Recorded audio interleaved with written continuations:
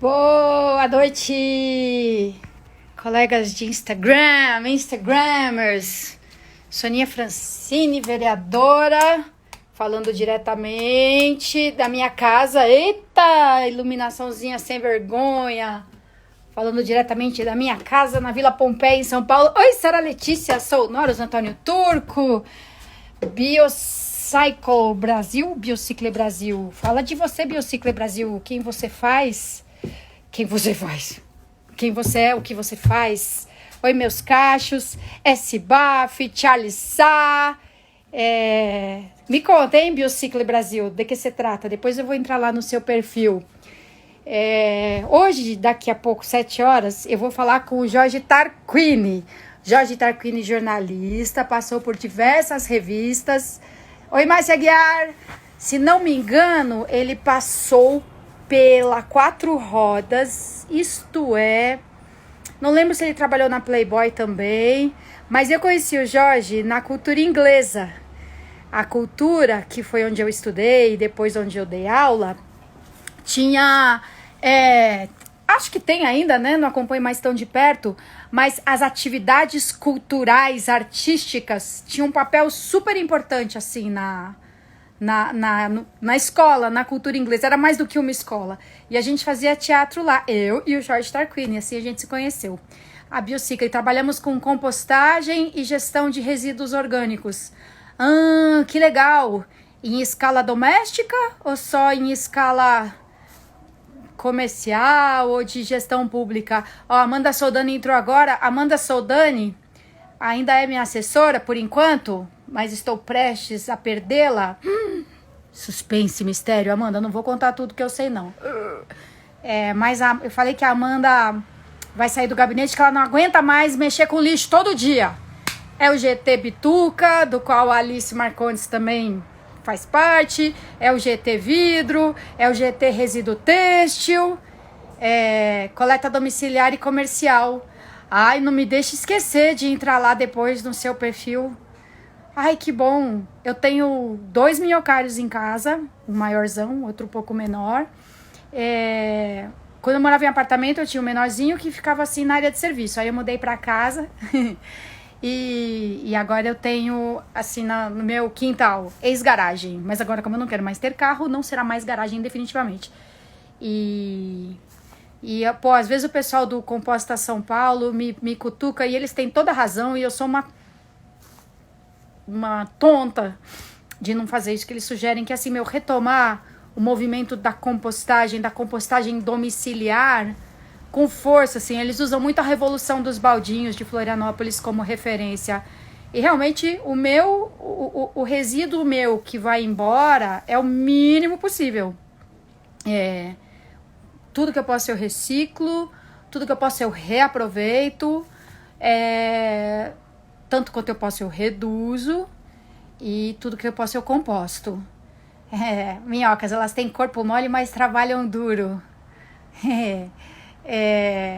Eu vi uma palestra uma vez de uma professora de uma universidade federal de Santa Catarina, que ela falava, cara, como as minhocas são evoluídas comparadas com os humanos, porque a gente gera lixo, elas processam o que a gente chama de lixo e transformam em nutriente, em adubo. Amo as minhocas.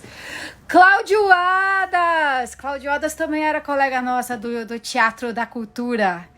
O Bicycle Brasil Revolução dos Baldinhos, a inspiração nacional. Charles, manda um abraço aí pro senhor Robson, do Movimento da População de Rua de São Paulo.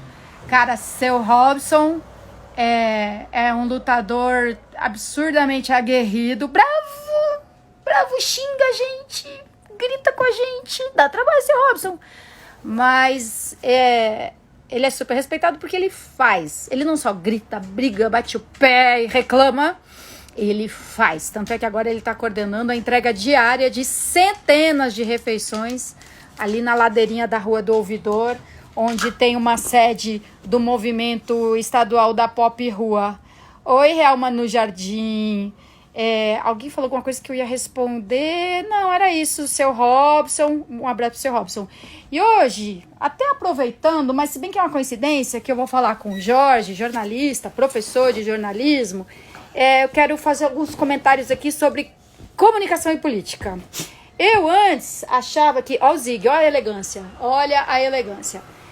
Eu antes achava, considerava que comunicação era uma qualidade de um bom parlamentar. Então, eu gosto muito de comunicação e de política. Eu sempre fiz questão de comunicar ações do mandato, de receber contribuições das pessoas.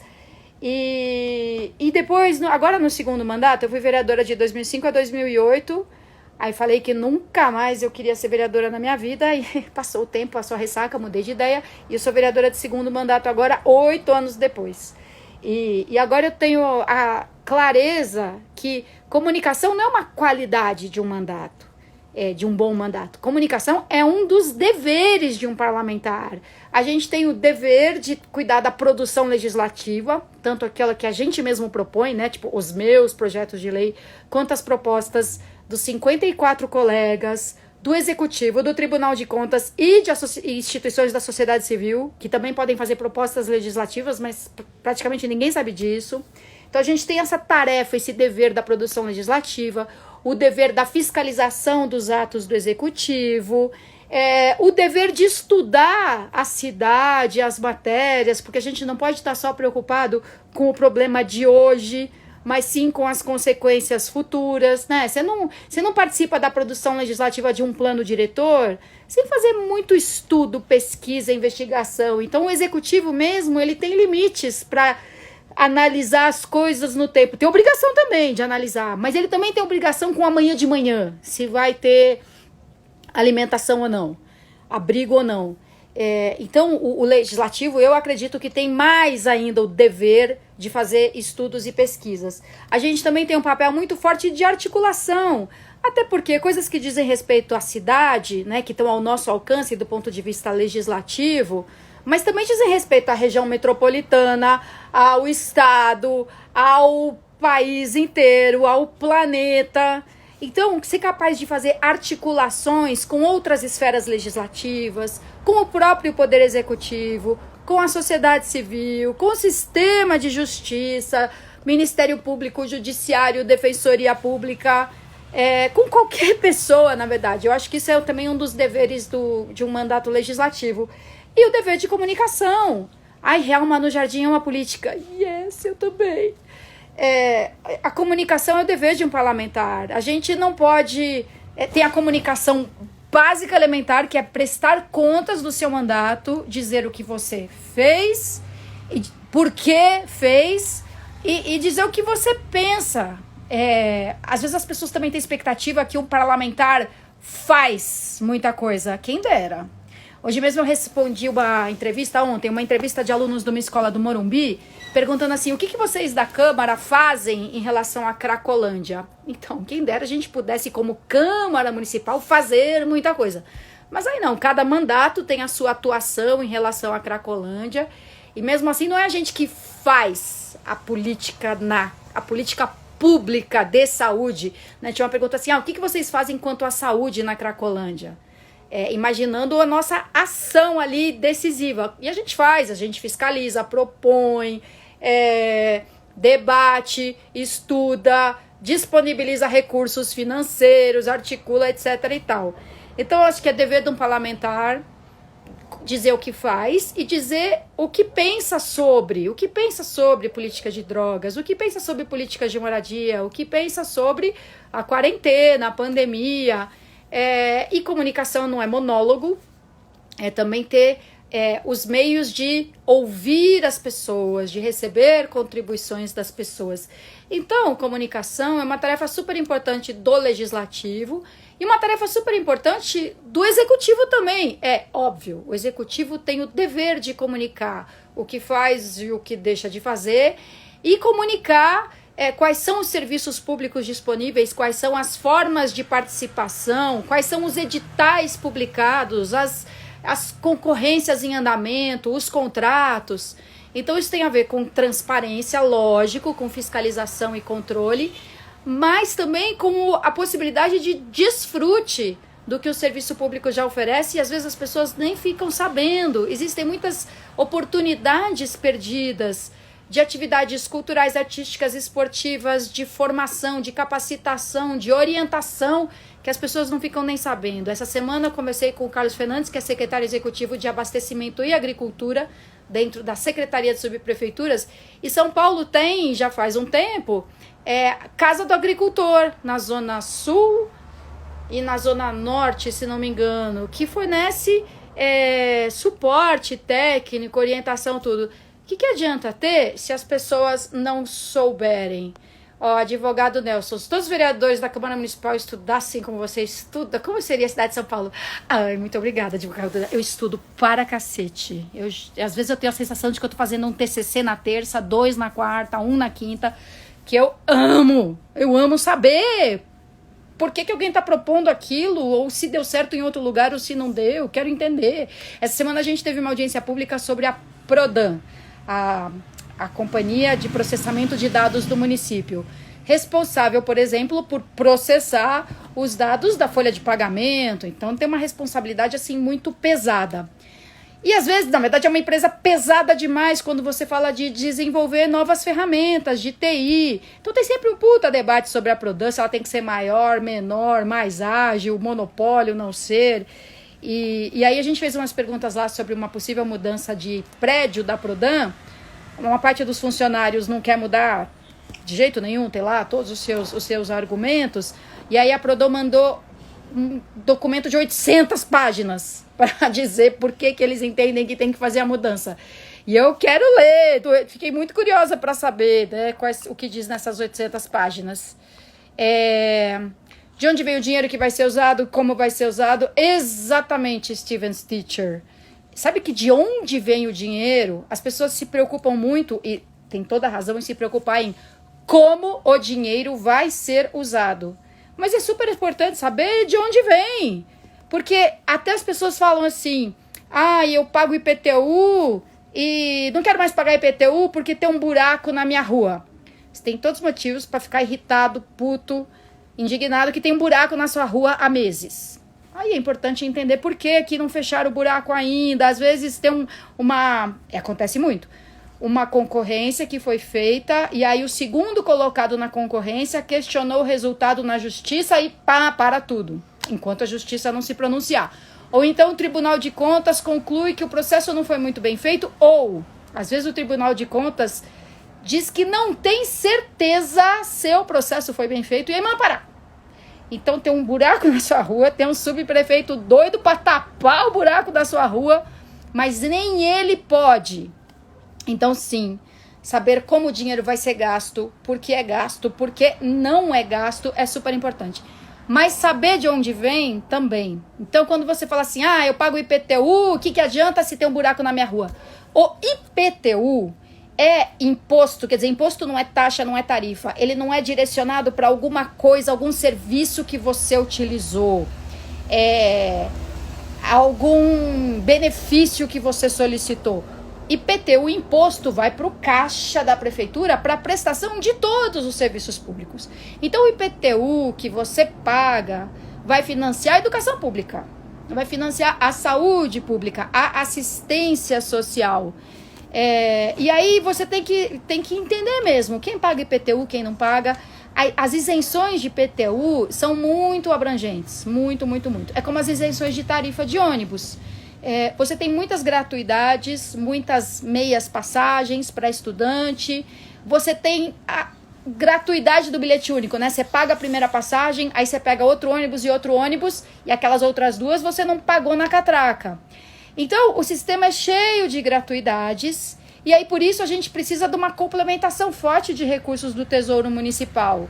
Ou você suspende as gratuidades ou você aumenta o valor da tarifa.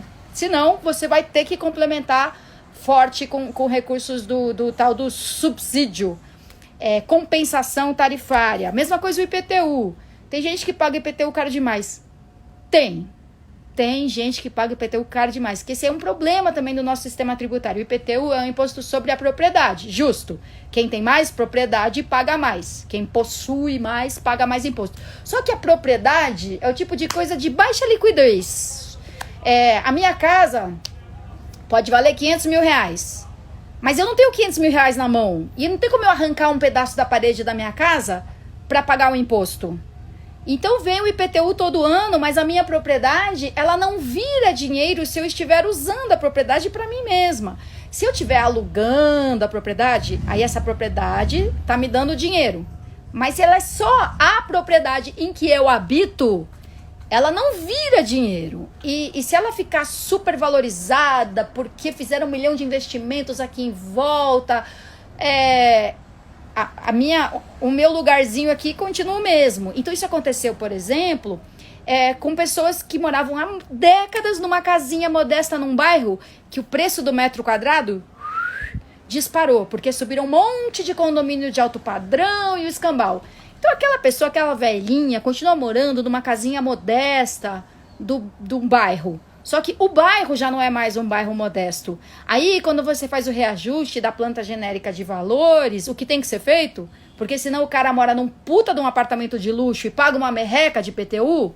Então você tem que fazer a revisão da planta genérica de valores e no fim você acaba subindo o valor do metro quadrado de uma casinha modesta que tá lá há 50 anos. E aí vem um IPTU alto demais para a renda daquela pessoa. E tem isso, o IPTU ele é basicamente ligado ao valor da propriedade. E não se a pessoa está desempregada, se ela ganha uma mixaria, se ela está aposentada. Então é sempre bom saber de onde vem tudo isso porque o Steven Stitcher falou que é importante saber de onde vem o dinheiro que vai ser usado. E muitas vezes as pessoas não se atentam para isso. De onde vem? Vem do ISS, vem do IPTU, vem do IPVA, vem da outorga onerosa, e entender como é que é feita a receita municipal, o que é que compõe os recursos dos quais a gente dispõe para usar na área pública, é muito importante, muito importante. Senão a gente acha que o dinheiro brota, que o dinheiro vem fácil, que o dinheiro sobra, e não é nada disso. Pausou pela qualidade. Oi, Bia Murano. Oi, Leonardo Medeiros. Adilson Simone Deoneri, minha colega de escola. Oi, Jorge Tarquini. Puta, Jorge, eu ia aqui. Enquanto você não chegava, eu comecei a falar, discorrer longamente sobre a importância da comunicação na política em geral, né? No parlamento, e depois estava falando também do executivo. E onde eu queria chegar mesmo era falar do Bolsonaro, né? Que primeiro disse que ia diminuir o número de ministérios e, de fato, em relação ao que havia antes, ele reduziu. Aí ele começou a criar mais um ministériozinho daqui, um ministériozinho dali, e agora resolveu criar justamente o Ministério da Comunicação. E ele disse que ele tá... E assim, ele falou num tom muito suave e cordato. Eu não sei se isso significa que bateu um medinho, se significa que ele tomou um pito dos militares do governo, falou assim, você baixa sua bola, porque tá ficando difícil segurar a sua onda, ou se ele tá naquele momento good cop mesmo, daqui a pouco ele faz outra, né, mas ele falou de um jeito bem assim, mais suave, mais paciente do que ele é 99% do tempo. Ele falou assim, olha, o país é muito grande, né, é um país de dimensões continentais, então a gente vai revendo mesmo. Eu falei que não ia ter tanto ministério, mas o Brasil é muito grande, estou criando mais um ministério sim, e não é criar um ministério que dá muita despesa, porque você cria um cargo só, que é o do ministro, o resto é o que já tinha mesmo, é quem já estava. Assim, tenho vontade de contestar cada um desses pontos, né? O Otávio, que é comentarista da Globo News, estava tirando um barato hoje e falou assim, puxa, o Brasil é um país de dimensões continentais. E ele descobriu agora, né? Veja, desde o Tratado de Tordesilhas a gente já sabe que é grande mesmo, né? Então sim, o país é grande e assim, mas o país cresceu e eu não vi como foi, né? Porque já era grande. Se ele tá crescendo a ponto de você ir criando ministérios, né, durante o governo, mas o principal é qual foi esse ministério que ele criou, justamente o da comunicação. Como se dá a comunicação do governo? A parte visível e incontestável é o Twitter do Bolsonaro, ele se pronuncia a nação pelo Twitter, pelas lives que ele faz, e ali pelo aquele cercadinho em que ele se encontra com a torcida organizada. Essa é a comunicação principal do governo.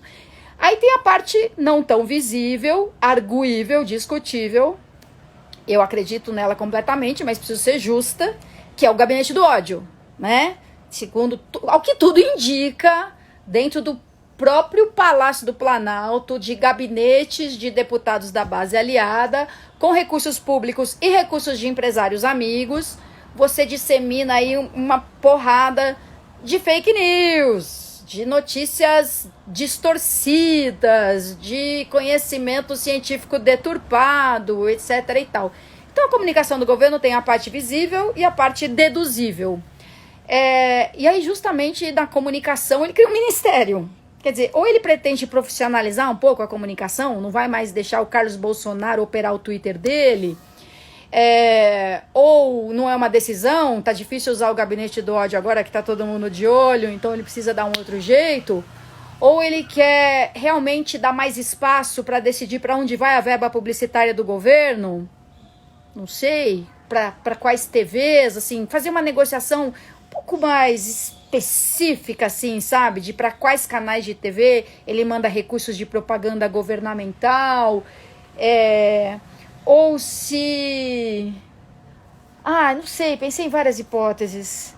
Se ele não quer mais correr o risco de pagar Google Ads e sair anúncio do governo em sites absurdos. O mais provável é que ele queira mesmo atrair mais partidos para a base do governo, para o verdadeiro apoio ao governo, para protegê-lo de um possível processo de impeachment. E acho que, na verdade, é um pouco disso tudo, assim, fazer uma relação diferenciada com as TVs. Aliás, é brincadeira, né, que o deputado convidado para ser seu cargo, né, de ministro das comunicações é genro do Silvio Santos. É fantástico. É um deputado do PSD, que é o partido criado pelo Kassab, que foi vice do Serra, ministro da Dilma, ministro do Temer, secretário do Alckmin, né? Ou não? Do Dória. E agora tá ali com o partido cada vez mais forte na base do governo. O Kassab é o Ronaldinho da política. É um fenômeno! Ele é um fenômeno! Ele foi do Serra, da Dilma, do Temer, do Dória e agora será também aliado, não sei até que ponto, do Bolsonaro. Esse é o personagem a ser estudado nos próximos anos. Eu ia falar mais alguma coisa sobre a comunicação, o Ministério da Comunicação, o genro do Silvio Santos. Enfim, a gente vai ver o quanto esse Ministério da Comunicação vai significar um pouquinho mais de profissionalismo na comunicação do governo, um pouquinho mais de conforto com a base governista no Congresso e um pouquinho mais de estreitamento de relações com determinados veículos de massa. Tudo isso a ver. O advogado Nelson, a prefeitura não deveria parar de cobrar IPTU nessa pandemia? Então, bom falar disso. A prefeitura, eu acho que deveria deixar de cobrar algumas coisas que são condicionadas a uma determinada atividade. Por exemplo, o termo de permissão de uso dos ambulantes e dos bares e restaurantes que tem mesa na calçada. Você está proibido de servir comida. Agora vai voltar, tal, mas se foi proibido de servir comida na calçada, só pode servir delivery. Mas aí você paga a taxa de permissão de uso para ter mesa na calçada? Não faz nenhum sentido. O ambulante que paga TPU e não está podendo trabalhar? Não faz nenhum sentido. Então, o TPU tem uma compreensão, assim, um entendimento que realmente, já que as pessoas já pagaram, inclusive o TPU é uma taxa anual, você pode recolher à vista, então que fica valendo um desconto para o ano que vem. Agora, o IPTU, ele é o imposto sobre a propriedade. Se você continua tendo a propriedade, o IPTU continua incidindo sobre ela. Por isso que eu disse, essa relação com a propriedade faz sentido no primeiro momento, quem tem mais paga mais, mas ele não tem nada a ver com a capacidade contributiva do proprietário. Então você pode, inclusive, agora estar morando numa puta de uma mansão num bairro super valorizado e não ter um puto nem para pagar a conta de luz, porque você tinha um negócio que quebrou. Então, o IPTU não pode ser suspenso porque, como é que fala? A base geradora continua existindo, a propriedade em si. Esse é um motivo. E o outro motivo é que o IPTU é uma das principais fontes de receita para a prefeitura sustentar todo o resto, sustentar todo o serviço, toda a prestação de serviços públicos. Então, se a gente parar de cobrar IPTU, a gente não tem como pagar salário. de professor, de profissional de saúde, de todo mundo. Não tem como pagar os aposentados. É muito importante saber de onde vem o dinheiro, porque essa relação é muito tensa. E as pessoas falam que, puta, São Paulo é rica, 60 bilhões de orçamento. E 54 bilhões de despesas incontornáveis. Sobre a liberação gradual, se meu prefeito não mandou meio mal, eu acho que a gente precisava ser muito, muito, muito, muito mais cauteloso. E já que era para liberar, já que resolveu liberar, essa coisa do comércio funcionar 4 horas simplesmente concentra todo mundo no mesmo horário. Então, assim, as 4 horas foram para não lotar o transporte no horário de pico, mas ainda assim não é o que funciona, né? Você tem que desencontrar horários de entrada e saída, e se funcionar por 8 horas mesmo, as chances das pessoas ficarem mais espalhadas aumentam.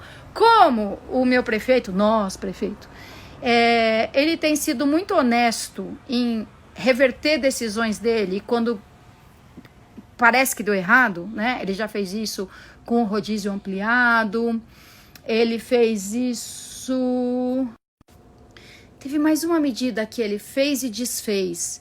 Então, eu estou confiando na honestidade do prefeito, porque é uma questão de honestidade mesmo. Você não teimar, bater o pé e falar, eu fiz sim e deu certo sim e vocês que estão sacaneando. É muito honesto você dizer, não deu certo, vou retornar. Então, eu confio nisso, que o prefeito vai rever a decisão e refechar, depois de reabrir. Real Manu Jardim diz que o Bolsonaro tá cagado porque tá com medo do impeachment. Eu acho que não é à toa. Impeachment é o quê? É uma decisão política. Então, vai depender do apoio na Câmara. Você pode ter um impeachment votado na Câmara. Pode, é uma possibilidade. E se você não tem maioria na Câmara, fica mais difícil. Fica mais fácil ser empichado, mais difícil a sua vida. Não é só para você governar que fica mais difícil. Você continuar no cargo também fica. Então, provavelmente tem a ver com isso também. Olha o Dalmar Condes, por falar em jornalismo. Bolsonaro igual a Hitler de muitas maneiras, e o que é pior, os seguidores do Bolsonaro são parecidos com os seguidores do Hitler, que são aqueles fanáticos que perdem a empatia, que perdem a conexão com o sentimento dos outros seres humanos, com o direito de existência dos outros seres humanos. Uma das coisas que sempre me tirou o sono, a fome, a paz, é pensar como é que tantos alemães conviveram com aquela barbaridade e ou se calaram, ou apoiaram, ou acharam bonito. Acharam bonito tirar tudo que os judeus tinham, destruir tudo que eles possuíram, botar tudo num trem cargueiro e despachar para um campo de concentração onde eles seriam explorados de trabalhar comendo quase nada, ou seriam mandados para o forno de gás, para o forno ou para a câmara de gás, caso não tivessem mais interesse, tipo crianças, idosos, pessoas com deficiência, gays e povos Roma e Sindhi, né, os ciganos. Então, eu sempre me perguntei como é que podia um negócio desse, e agora eu vejo, né, os fanáticos bolsonaristas, ou outros fanáticos, e falo, gente, como é que pode? Não é à toa que as pessoas ficam assim... quer dizer, não é à toa que elas ficam cegas. Eu estou vendo as pessoas ficarem cegas e fanáticas. Pô, a Lilian falou pra eu desabafar com o Jorge Taclin, mas cadê o Jorge? Eu não tô achando o Jorge aqui. Centrão é top pra tudo por dinheiro! E aí vem o genro do Silvio Santos assumir o Ministério da Comunicação. Assim fica fácil fazer piada, né, gente? Oi, Ale! O Ale chegou tarde hoje. O Ale costuma ser o primeiro. Oi, Tessuto Caps Lock. O prefeito é da cidade. Ninguém tem prefeito. O César tá falando isso porque falaram meu prefeito, seu prefeito, Alexandre, mas tá errando bastante. Pô, Ale, agora já nem vi do que você tava falando. Oi, Marcelo Gomes Band. Viu que a taxa do Jaguaré subiu 185%, a taxa de contágio? Misericórdia. Não vi. Oi, Roberta Rosa. Oi, Camila da... Triste o que vimos no protesto da ONG Rio da Paz hoje. E eu só vi agora, na hora que eu ia entrar na live...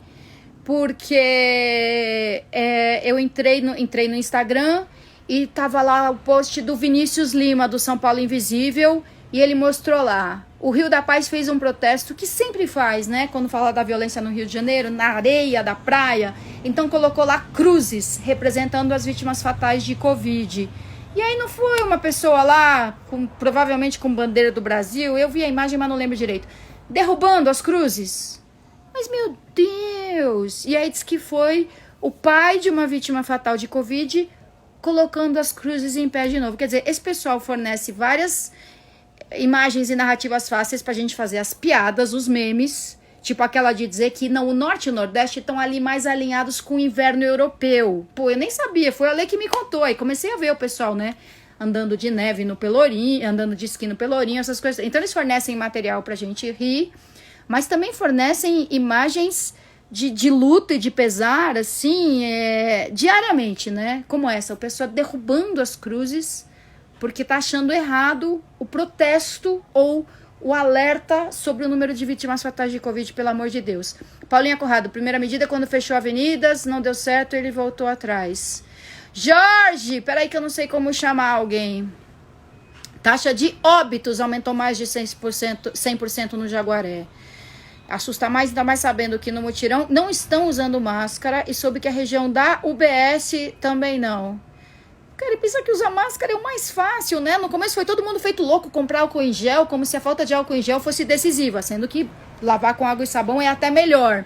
Agora que a máscara realmente é um fator de proteção, as pessoas não usam a máscara, é tão fácil, é tão simples. Você pega um lenço, dobra, coloca elástico dos dois lados como se fosse um bombom, dobra as pontas para dentro, prende elástico atrás da orelha, pronto.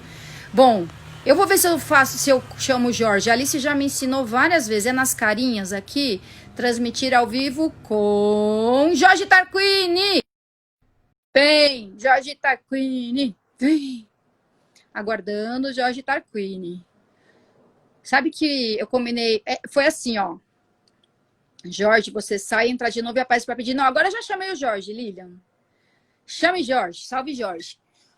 Eu no Facebook outro dia, eu acho que eu perguntei, eu falei, surgiram assuntos para eu comentar na live. E foi logo depois daquela reunião ministerial histórica, histérica, de 22 de abril. O que eu vim procurar aqui mesmo? O relógio, que eu nem sei que horas são. Vão me avisando aí que horas são, tá? Manda de novo. Vou cancelar então. E vou mandar outra vez. Transmitir. Algum dia eu vou sortear alguém aqui para transmitir ao vivo. Vocês estejam vestidos, tá? Marcelo Gomes Vante falando que o resultado da quarentena em Floripa foi bom. Tô aguardando o Jorge Tarquini. 7h25 já? Não acredito. Eu combinei com o Jorge 7 horas, 7h20, diz o Cláudio. O Jorge vai sair e entrar de novo. Tá, então vou cancelar você aqui. Real Manu Jardim. Então, ó, Manu, fica esperta aí que mais dia menos dia eu vou te convidar para você fazer live comigo. Pô, a Lilian falou 7h25, o Cláudio 7h20, o Jurandir 7h18. O Jurandir 7h18 é um horário convincente, vai. O Jorge tá me falando que entrou às 19h. Então, e eu topeira, achei que você tinha entrado mais cedo. Oi, a Clafemina. Então, como é que pintou esse convite aqui para o Jorge? Eu falei lá no Facebook. Quem vocês acham? Que assunto vocês gostariam de discutir aqui no Instagram? Aí o Jorge falou aquela parte da reunião em que o Bolsonaro fala que ele tem uma rede particular de informantes. E foi a sugestão do Jorge falar sobre isso. E realmente tinha tanta coisa para comentar naquela reunião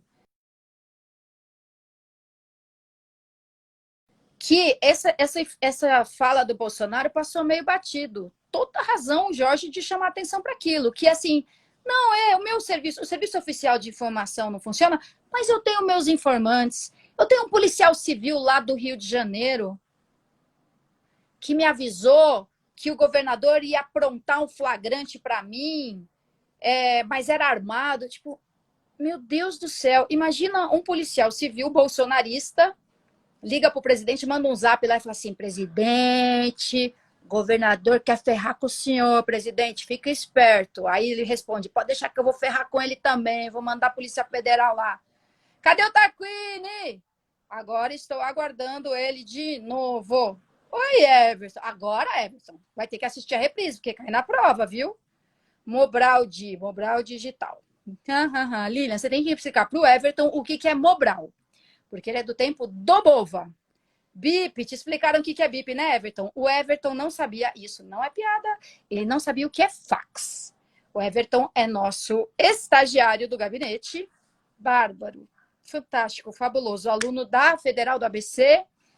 E aí um dia, não sei por que, começaram a falar de fax e ele não sabia o que era fax. Tivemos que entrar no Google, que é anterior ao nascimento dele, provavelmente, e o Google tinha lá um vídeo mostrando como funcionava o fax. A Amanda mandou o vídeo do BIP. Oi, Ademar Bueno. Ademar, enquanto o Jorge não entra... Gente, eu já chamei o Jorge, tá aguardando. É a conexão dele que é ruim, que nem a minha era antes. Ademar, sabe o que eu tenho aqui nas minhas gavetinhas de lembranças? Eu tenho material do FENEAD, velho. Cadê? Eu guardo, eu ponho post-it, eu vou levar pro Ademar, eu vou mostrar pro Ademar. E aí, cadê? Ai, poxa vida, tá sempre aqui tão fácil. Na hora que eu quero te mostrar. O Ademar foi uma pessoa que foi me visitar na MTV séculos atrás. E ele falou para mim assim, sabe que eu quero falar com você sobre terceiro setor. Você sabe o que é terceiro setor? Faz tempo, tá, gente? Isso foi na década de 90. O Everton era um projeto ainda, Gametas. Aí ele falou para mim, você sabe o que é terceiro setor? Aí eu falei, tem o setor primário, né, da economia, o setor secundário, o setor... Ele, não. Primeiro setor, área pública. Segundo setor, setor privado. O terceiro setor é um que é do setor privado, mas que atua em atividades do interesse público. O Jorge não está conseguindo acessar. Jorge, sabe o que você parece? Parece eu. Eu já apanhei tanto em live com convidado, em live dupla. Será que a gente tenta marcar de novo amanhã? Inclusive porque, mano, daqui a pouco o Insta me derruba. Que a gente já tô aqui faz um século tagarelando. E vamos remarcar, vamos fazer amanhã, vamos. Ó, Chalita Danilo Chalita, o Ademar tá falando que foi em 97. Soninha, ajuda o Jorge. A live cai automaticamente em 1 hora. Então, Jorge, vamos marcar de novo. Aí sabe o que a gente faz? O que eu faço? Eu separo as nossas fotos aqui antigas. E eu compartilho tipo um TBT, só que ao vivo. Ai, vamos, Jorge, tentar de novo outra vez. Você não me mata? E você chama os amigos tudo de novo? Cláudio Adas, o pessoal que só veio por sua causa. Amanhã, Lilian, acho que a gente vai ter que fazer uma votação aqui, ó. A gente remarca para amanhã, ou eu falo tchau, encerro essa agora e a gente começa de novo. Quem quer amanhã faz assim. A Miriam. Miriam. Oi, Miriam. O Jorge já falou que topa amanhã. Então é melhor eu não querer fazer enquete agora, né? Olha o Kleber Carrilho perguntando cadê o Jorge. Então, o Jorge tá aqui assistindo. Ele só não conseguiu conectar. Vamos fazer assim, então? Vamos fazer assim, então? Então, Danilo Chalita, se você terminar a live e entrar novamente, eu vou ter 1 hora. Mas é que já ficou muita gente aqui esperando. O pessoal não vai ficar 2 horas. 1 hora só comigo e mais 1 hora comigo e com o Jorge. Então, ó, só Fonseca amanhã, Fábio Nassar hoje. Dá o Marcondes topa amanhã, Steven Stitcher topa amanhã. É a Sandra. Então, amanhã, Lilian, olha aí na agenda. Já tinha alguma coisa marcada amanhã? Às 6, às 6h30 ou às 7? Acho que não tinha, não, né? Ô, Jorge! Combinado, então, amanhã às 7? A Miriam topou amanhã às 7. Ademar topou amanhã. Flávio Fontes amanhã. Amanda Sodani amanhã. Então pronto. Então, amanhã eu volto com fotos comprometedoras. Mentira. Mas fotos históricas. Eu fiz o papel, eu tinha 12 anos. E eu fiz o papel de uma empregada doméstica bem estereotipada, aquelas assim com uniformezinho, sabe? Azul marinho com gola branca, numa peça chamada Babushka, escrita pelo Ricardo Tapajós, que já era um gênio evidente naquela época de cultura inglesa, e depois ele se tornou um fodão no Hospital das Clínicas. Ele, tipo assim, tinha passado em primeiro lugar do vestibular de medicina da Faculdade Paulista ou da Pinheiro, sei lá. E ele era o autor da peça que a gente fez no Teatro da Cultura Inglesa. O Jurandir, uma live minha com a Petra Costa. Rapaz, você já pensou como a Petra é disputada? Como está o funcionamento da Câmara? 90% virtual, fechada processo de público. Deu uma, assim, abriu um pouco agora a possibilidade, os gabinetes podem ter no máximo 20% de pessoas trabalhando. Antes era no máximo 2 pessoas por gabinete, agora pode ter no máximo 20%.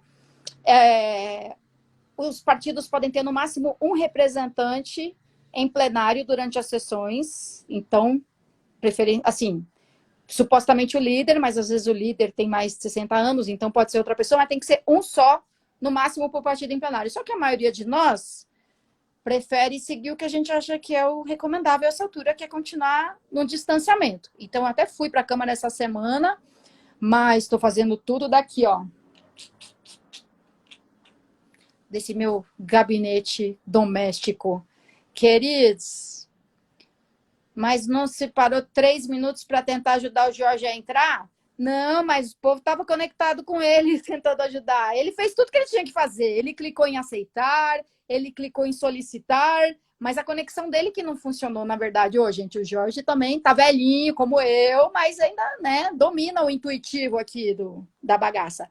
Gente, muito obrigada pela atenção. Como costuma acontecer, eu saio da live mais animada do que eu entrei, porque é muito legal conversar com vocês e eu gosto principalmente quando vocês falam, quando vocês contribuem com perguntas, com comentários e etc. Oi, MT Daidoni. MT Daidoni é a Maria Tereza Daidoni? É a dona Silvio?